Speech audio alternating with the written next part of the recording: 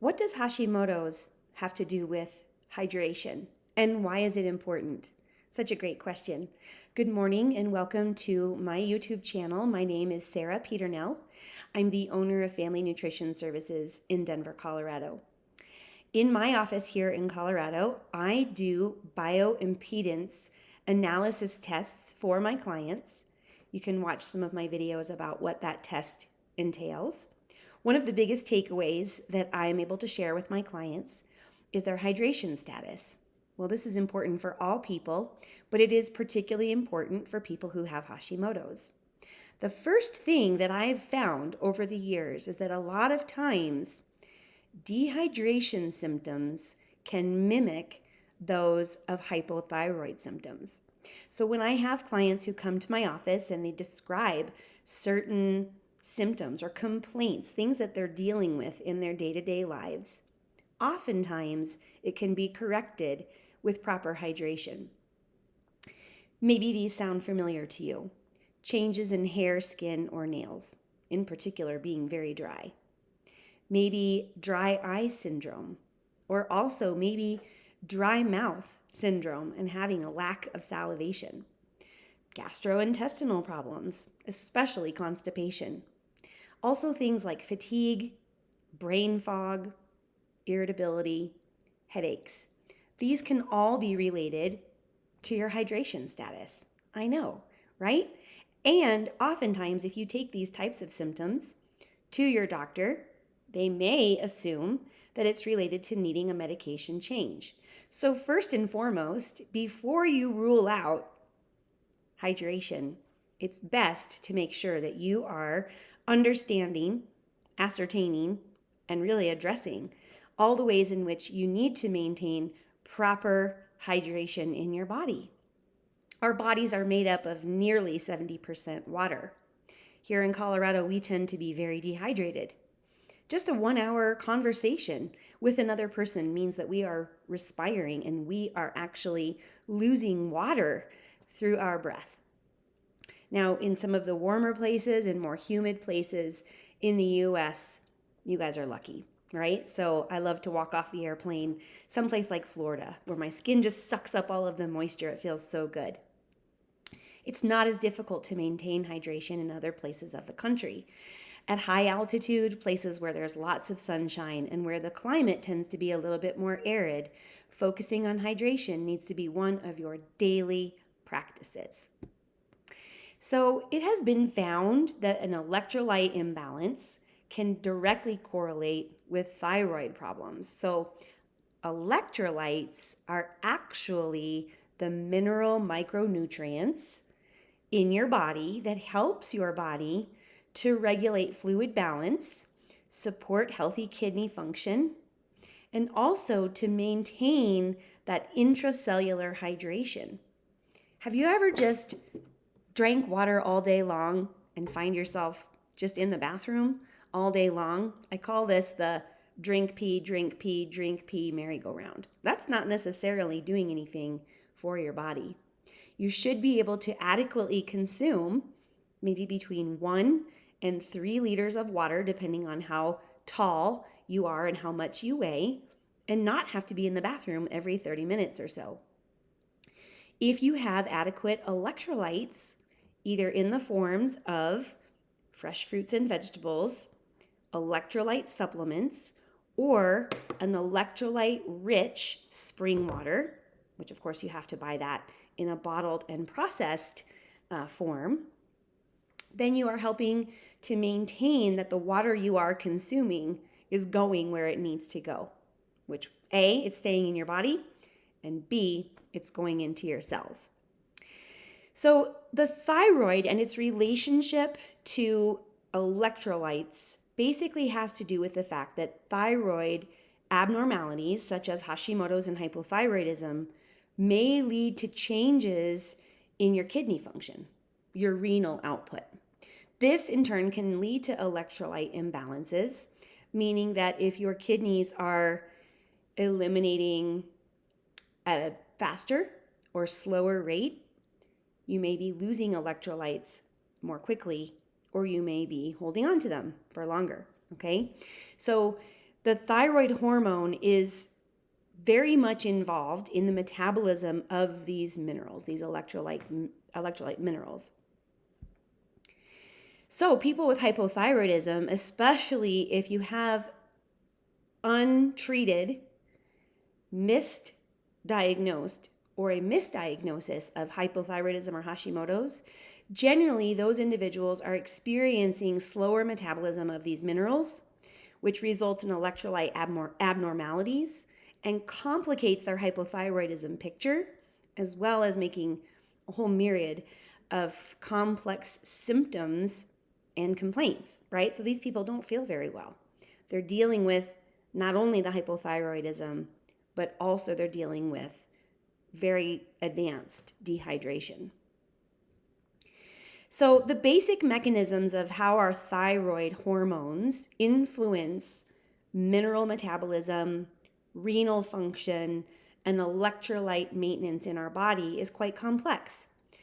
But even though it is complex, we know there are many research studies that have shown the importance of having proper thyroid hormone in our body and the ways in which our electrolytes will function to help us maintain optimal health. There is a study where participants with hypothyroidism showed they had low serum of sodium, chloride, and potassium levels. And those with hyperthyroidism, such as in Graves' disease, had increased serum levels of potassium.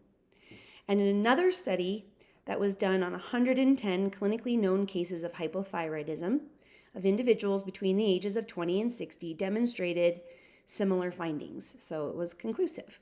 The hypothyroid patients in the second study also showed that serum electrolyte disturbances such as low sodium, potassium, calcium, magnesium, and phosphorus, or disturbances or imbalances of these, were present in individuals. So this goes to show that just hypothyroidism in and of itself does disturb these electrolyte minerals. And in most cases, electrolyte imbalances can be corrected first and foremost with a proper diagnosis and proper medical treatment with your prescribing physician. So that's why subclinical hypothyroidism, which is all of your labs look normal, but you may be experiencing symptoms, needs your doctor's attention. So it's okay to be the squeaky wheel and keep going back when you really suspect something is off in your body. You know your body best. Subclinical hypothyroidism can be normal labs for years and years, but the symptoms may be present. And if your symptoms feel oddly like just kind of chronic dehydration, it's time to get them checked out. So if you begin the use of a thyroid medication such as Synthroid, Tirosint, Armour, or another maybe natural desiccated thyroid hormone, sometimes your electrolyte balances can start to correct themselves on their own and come into normal or optimal ranges. But also, we need to focus on some of the lifestyle pieces such as proper daily hydration. Remember, I said a few minutes ago, if you have hypothyroidism and Hashimoto's, you need to make hydration priority number one every single day. So let's talk a little bit more about the connection between your thyroid and your adrenals and this dehydration conundrum, okay? So usually with hypothyroidism and Hashimoto's, secondary adrenal dysfunction comes along. Well, why is that? Because your endocrine system, your hypothalamus, your pituitary, your thyroid, your adrenals, your ovaries, etc., they're all connected, right? Ovaries in females, testes in males, of course, the reproductive glands, they're all connected. And when one gland is sort of offline, other glands will essentially kind of pick up the energy production or some of the needs that can be fulfilled. And usually with hypothyroidism, the adrenal glands are the first to the rescue. So again, we see dehydration, electrolyte deficiencies, and secondary adrenal issues quite commonly with thyroid, commonly with thyroid issues. And so sometimes we need to look both to what's going on with the thyroid as well as with adrenal when it comes to dietary, nutrient repletion, and lifestyle factors that can help to bring the entire endocrine axis back into balance. Your adrenal glands, which are teeny tiny little kind of nut-shaped glands that sit on top of your kidneys, they play one of the largest roles in electrolyte balance in our body.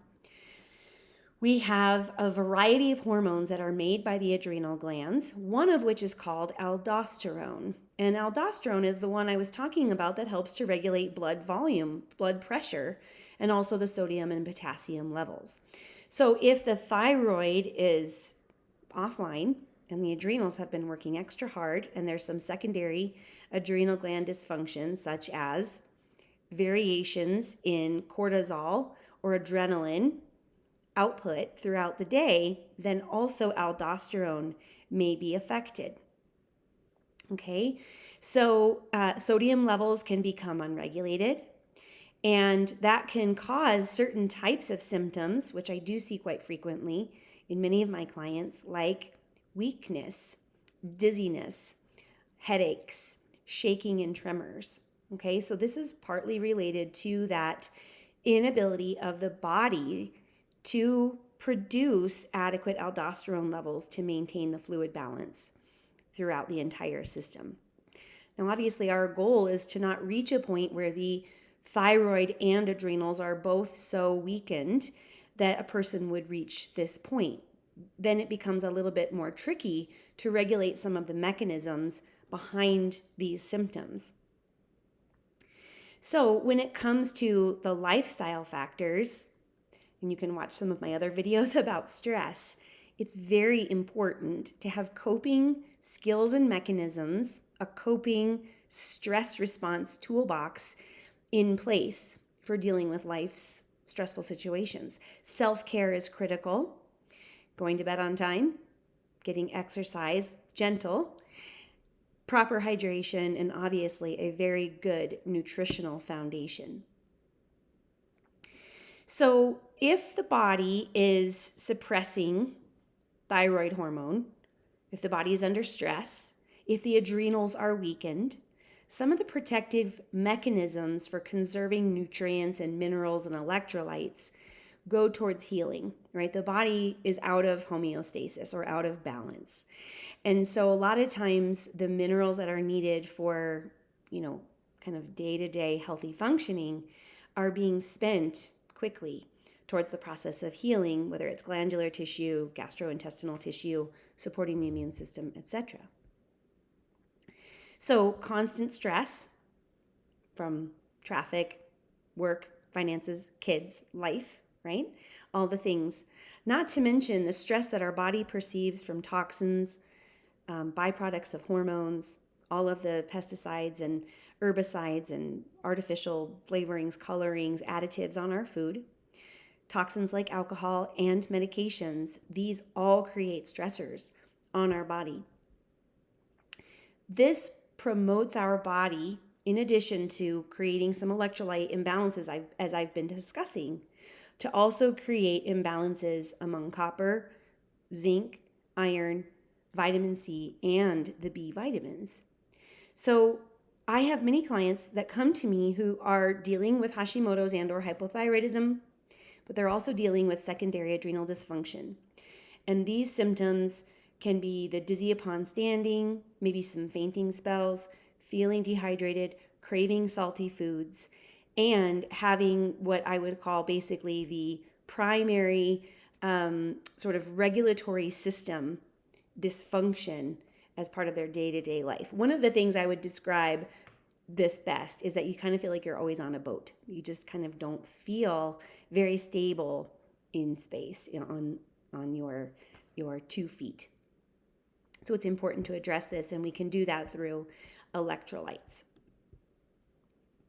Okay, so I've talked a lot about some of the mechanisms and the connections, and I've talked a lot about corresponding symptoms and this kind of electrolyte Hashimoto's connection. But what I really want to talk about, now that I've covered a little bit with the adrenals, because they are very important to be thinking about, Now I want to talk about how can you tell what electrolytes you may need for your body, okay? So some of the things that you might be experiencing just if you have low sodium would be the excessive thirst and also excessive fluid loss, such as sweating or going to the bathroom, the drink pee merry-go-round.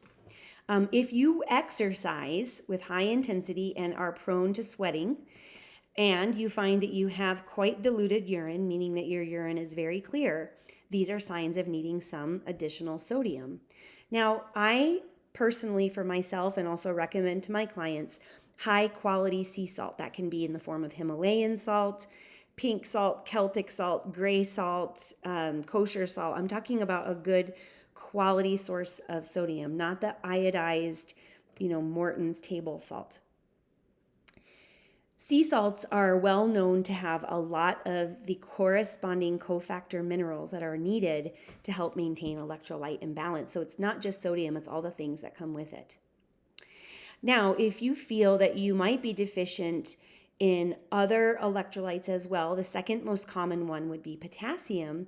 Again, you may have excessive thirst, salt cravings, but in this particular case, you may be feeling certain things like heartbeat rhythm changes, like a palpitation or a fluctuation, blood pressure changes, cognitive issues as well, and just kind of an underlying nervousness. In fact, some people who are needing additional potassium may again have some of the tremors and things that can be problematic.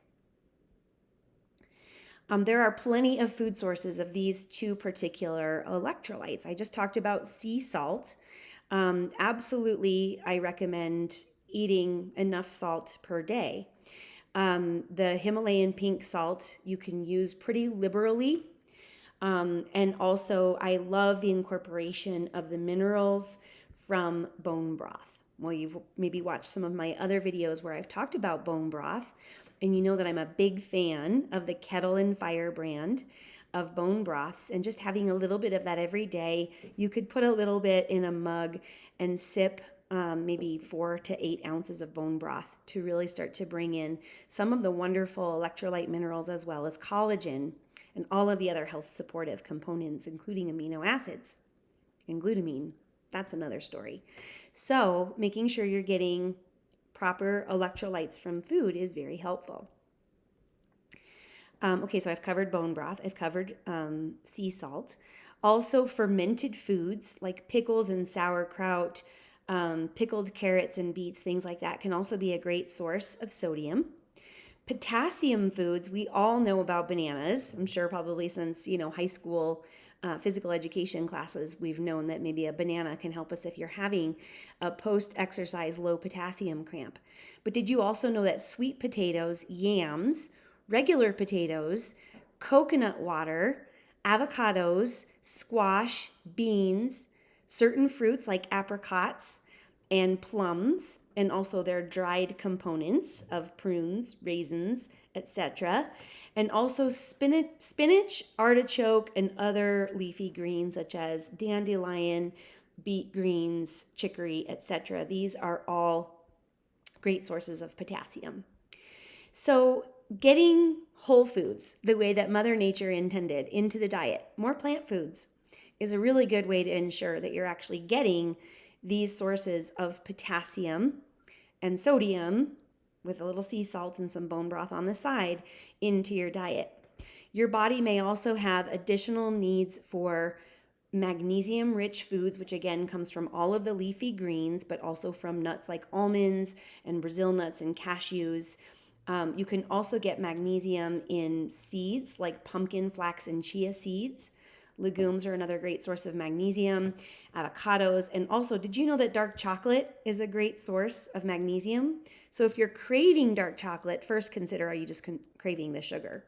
But if you're getting a high quality, like 72% or more of dark chocolate, that can be one way to help replenish your magnesium stores. So if you are including a lot of these electrolyte foods in your diet, you may not need an electrolyte supplement. But I do recommend, especially for people who exercise a lot or are prone to sweating a lot, or if you have Hashimoto's, that you take an electrolyte product, but not Gatorade. Yikes, that sounds terrible, actually. There's lots of artificial, kind of obvious when you're looking at the bright red bottle or the bright blue bottle, that those contain ingredients that your body probably won't process very well or that are not as healthful for you. I personally like to suggest making your own kind of salty lemonade beverage for an electrolyte. This is easily done with just some spring or filtered water, half a squeeze of an organic lemon, maybe 1 tablespoon of a raw, unfiltered local honey, and about a half a teaspoon of some sea salt. Put it in a pitcher or a big mason jar with some ice cubes, shake it all up, and you can drink that to help replenish electrolytes in addition to your regular water consumption. Now, if you're on the go and you need something to kind of help support your body, you can take some of the electrolyte tablets like Nun tablets. I really like the Ultima Replenisher, which you can find at most health food stores because it doesn't have any added sugars. It tastes pretty good. And finally, you may need to take a daily supplement that is including of the vitamin C and some of the other nutrients that could be maybe deficient for you personally. I'm not going to get into specifics here. This is where you can speak to your healthcare provider or a board-certified holistic nutritionist, or you can schedule a consultation with me. But looking at the specific formula or nutrient combination that you may need based on your own individual condition, right? So this may be a combination of B vitamins, vitamin C, it might be some additional amino acid support, and also it may be that you need some antioxidants and or bioflavonoid complexes to help work synergistically with your body for absorption of the electrolytes and better overall hydration. This is where things kind of start to get into some of the personalized territory.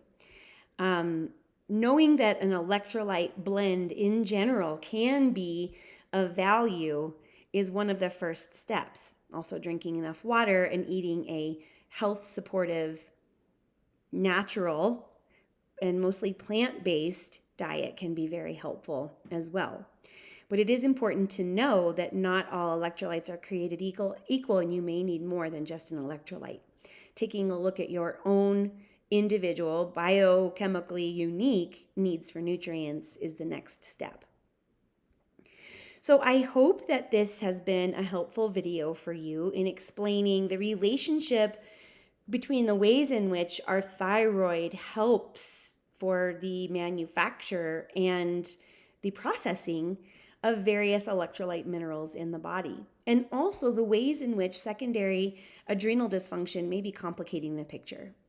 I want you to know that you should be looking out for signs of dehydration that may mimic some of your hypothyroid or even adrenal dysfunction symptoms.